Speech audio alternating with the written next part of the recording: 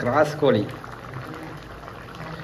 அதாவது நாட்டுக்கோழிக்கும் கறி கோழிக்கும் சேராத ஒரு கோழிங்க.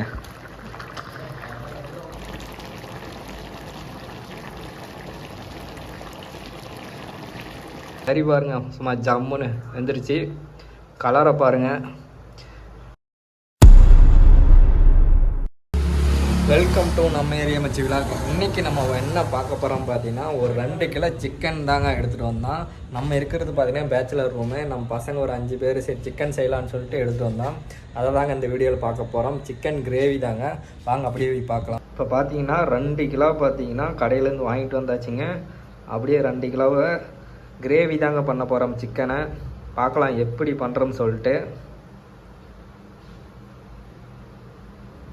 இப்போ பார்த்தீங்கன்னா தக்காளி, வெங்காயம், பச்சை மிளகாலாம் கட் பண்ணியாச்சுங்க.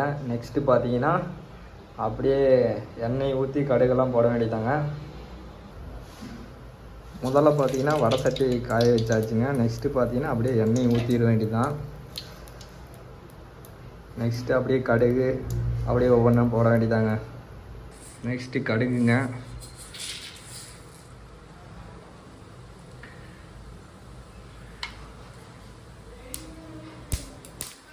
அதுக்கப்புறம் பார்த்தீங்கன்னா அப்படியே கருவேப்பிலை தழை,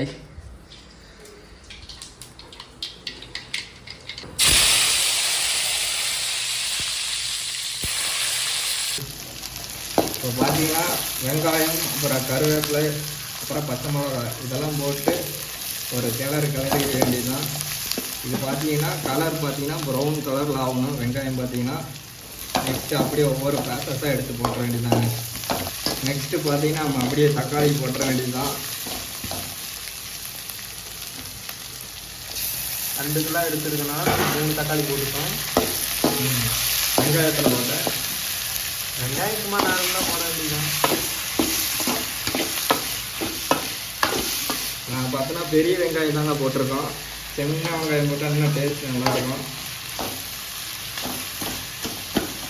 சின்ன வெங்காயம் உளிக்கிறதுக்கு சங்கடப்பட்டது பெரிய வெங்காயம் போடுறோம். வேறு வழி இல்லை.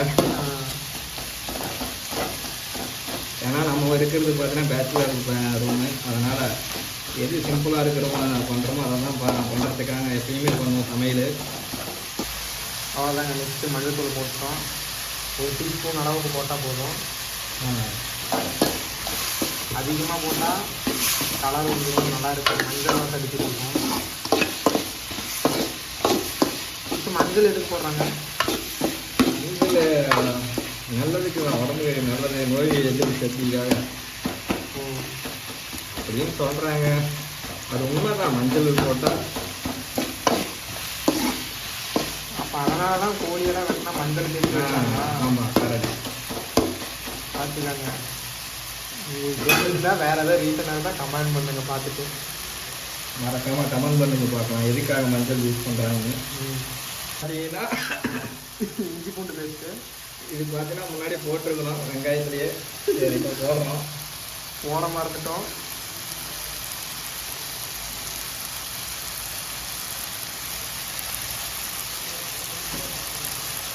அப்படியும் செய்யலாம், இப்படியும் செய்யலாம். எப்படி சேர்ந்தாலும் ஃபைனலாக டேஸ்ட்டு வந்துடும். நம்மளுக்கு டேஸ்ட்டு தான். அதனால் எப்படி பண்ணணும் என்ன. ஸோ மிளகா கொஞ்சம் கம்மியாக இருக்குன்னு நினைக்கிறேன். மச்சு போதுமாப்பா, ரொம்ப காரம் தான். நல்லா இது பண்ணிக்கணும், வதக்கிட்டு நெக்ஸ்ட் அப்படியே கறி எடுத்து போட்டுற வேண்டியதான். அவ்வளோதாங்க. இது நல்லா வதக்கி வச்சு அது பிறகு கறி ஏற்றி போட வேண்டியதான். கறி பார்த்தீங்கன்னா பயங்கரமாக இருக்குங்க. கிராஸ் கோழி அப்படியே போட வேண்டியதாங்க. 2 கிலோ எடுத்துருக்கோம்.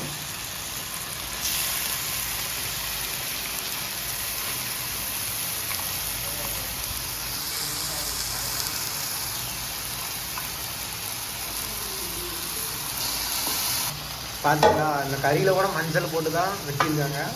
அதாவது கிராஸ் கோழிங்கிறதுனால போட்டு கிளறிட வேண்டியதான். சட்டியே பத்தலை கிளறதுக்கு. அவ்வளோதாங்க, கறி ஆயிடுச்சு.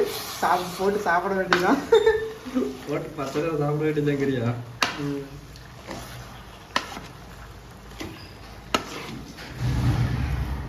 தலையை பார்த்துலாம் சாப்பிடக்கூடாதுன்பாங்க. எங்கள் ரூமில் ஒரு பெரிய மனசு இருக்கார், அவர் சாப்பிட்ருவார். 5 பேர்த்துக்கு பார்த்தீங்கன்னா 2 கிலோங்க. சாப்பிட முடியுமா என்னன்னு மறக்காமல் கமெண்ட் பண்ணுங்கள். அதெல்லாம் சாப்பிடுவேன். ஒரு ஆளுக்கு அரைக்கலாம். ஒரு ஆளுக்கு அரைக்கலாம். அப்படி பார்த்தாலும் ஒரு ஆள் போக வேண்டியதான். ஒரு ஆள் திங்க மாட்டான். ஓகேங்க, இது பார்த்தீங்கன்னா கொஞ்ச நேரம் கொதிக்க விட்டோம்னு வச்சுக்கா, அப்படியே லைட்டாக தண்ணி விடும். சூடு பண்ணாவே தண்ணி விடும். தண்ணி ஊற்றிட்டு தான் கொதிக்கணும். இல்லை, கொஞ்ச நேரம் இப்போ வேக விட்டோம்னு வச்சுக்கா, தண்ணி விட்டதுக்கு அப்புறம் தான் தண்ணியை ஊற்றணும். எங்கே தண்ணி விடுவேன்? ஊற்றணும் பாரு, விடுவும் பாரு. கறியிலேருந்து தண்ணி வருமா? கோழிக்கறியில் மட்டும்தானா? கோழிக்கறியில் மட்டும்தான் வரும் தண்ணி. இப்போ பார்த்தீங்கன்னா அப்படியே கொஞ்சம் கறியை பார்த்தீங்கன்னா கொதிக்கிறப்போ லைட்டாக பார்த்தீங்களா தண்ணி ஊற்றவே இல்லை. தண்ணி பார்த்தீங்களா அப்படியே விடுது. சிக்கனில் மட்டும்தாங்க லைட்டாக பார்த்தீங்கன்னா தண்ணி விடும். தண்ணி விட்டதுக்கப்புறம் பார்த்தீங்கன்னா நம்ம அப்படியே கொஞ்சம் தண்ணி மேலால் ஊற்றிட்டு கறியில் தண்ணி ஊற்றிட்டு அப்படியே மசாலா எல்லாம் ஒவ்வொன்றா எடுத்து போட்டுற வேண்டியதாங்க. இனி அப்படியே ஒவ்வொரு மசாலா போடுறேங்க, அப்படியே காமிக்கிறேன் பாருங்கள். இப்போ பார்த்தீங்கன்னா சிக்கன் மசாலா போடுறேங்க. இது பார்த்தீங்கன்னா ஒரு 1/2 பாக்கெட் இருக்குது. எந்த அளவுக்கு கலர் வேணுமோ அந்த அளவுக்கு கொட்டிக்க வேண்டியதான்.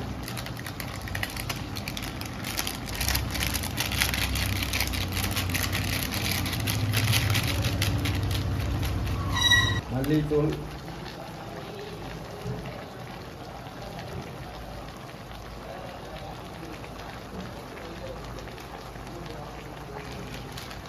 அடுத்து பார்த்தீங்கன்னா மிளகாய் பொடி. மிளகாய் பொடி பார்த்தீங்கன்னா கம்மியாக தான் போடணும்.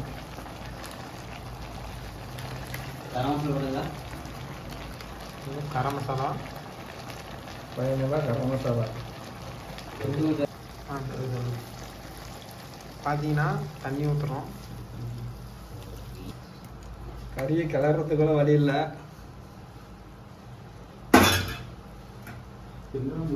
ஓகேங்க, ஃபைனலாக பார்த்தா அப்படியே குழம்பு எல்லாம் ட்ரை ஆனதுக்கப்புறம் எடுத்துட வேண்டியதான். மசாலா பத்தலைனால பார்த்துட்டு அதுக்கப்புறம் போட்டுற வேண்டியதாங்க மசாலாவை. என்ன சட்டி தான் பத்தலை.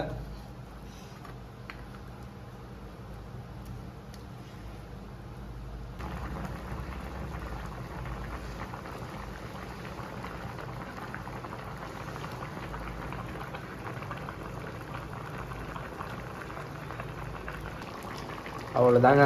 பார்த்தீங்கன்னா இன்னும் ஒரு 5 நிமிஷம் விட்டால் ரெடி ஆயிருங்க கறி.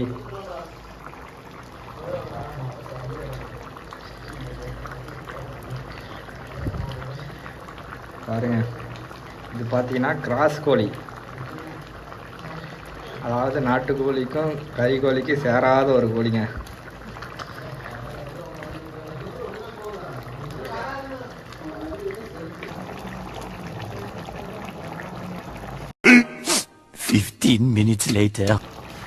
அவ்வளோதாங்க, ஃபைனலாக பார்த்தா கறி வெந்துருச்சு. நெக்ஸ்ட்டு பார்த்தீங்கன்னா அப்படியே இறக்கிட்டு சாப்பிட வேண்டியதாங்க. பாருங்கள் எந்த அளவுக்கு வெந்திருக்குன்னு சொல்லி.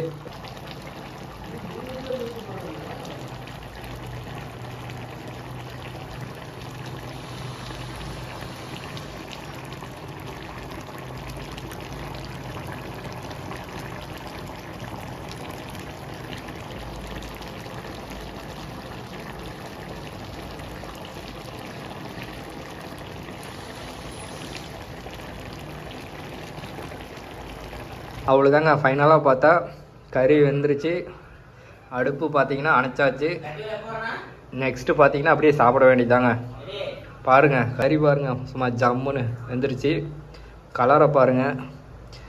நம்ம பசங்க கலர் வரலன்னு சொல்லிட்டு சும்மா கறி மசாலா அது இதுன்னு அள்ளி போட்டு எப்படியோ கலர் வர வச்சுட்டோம்.